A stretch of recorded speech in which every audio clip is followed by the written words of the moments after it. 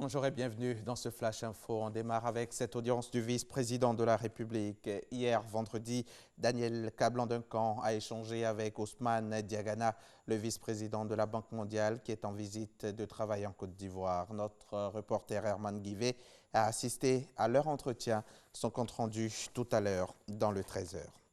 La première dame, elle, est à Washington, D.C., aux États-Unis, où elle a engagé depuis quelques jours une série de rencontres pour vanter le mérite du cacao ivoirien. Dominique Ouattara était jeudi au département d'État américain et sur place, avec le sous-secrétaire d'État aux affaires africaines, elle a évoqué la coopération entre la Côte d'Ivoire et les États-Unis dans la lutte contre le travail des enfants dans les plantations de cacao. Alexis Ouedraogo.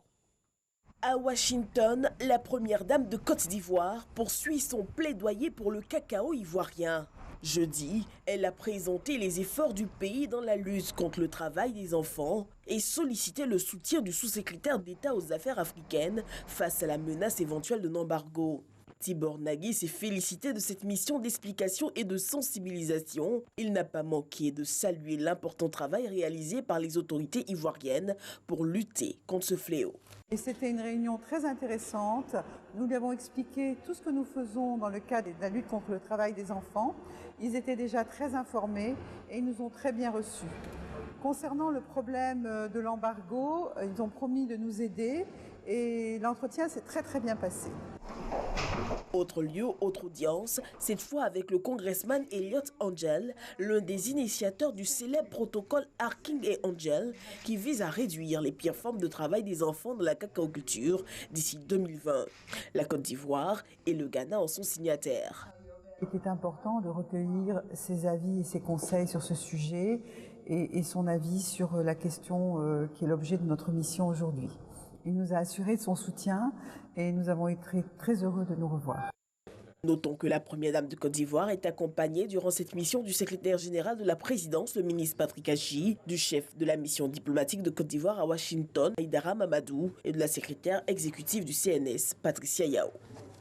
Akassé Lazare est le président de la Fédération pour la paix universelle. Hier, en marge de la célébration de la Journée internationale de la paix, il a lancé un appel aux leaders d'opinion pour privilégier la paix à tout prix. Le thème retenu cette année pour la célébration 2019 de la Journée internationale de la paix est « Action climatique, action pour la paix ». Les précisions d'Asto Touré à suivre dans le 13h. En Algérie, la contestation se poursuit avec, comme pratiquement tous les vendredis, une manifestation dans la capitale.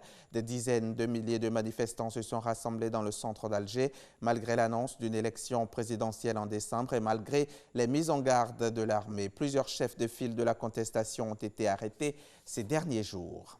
En Tunisie, 5 jours après le premier tour de l'élection présidentielle, l'heure est aux tractations. Si le candidat emprisonné Nabil Karoui a enregistré peu de soutien officiel des candidats vaincus, en revanche, Kaïs Saïed engrange les ralliements.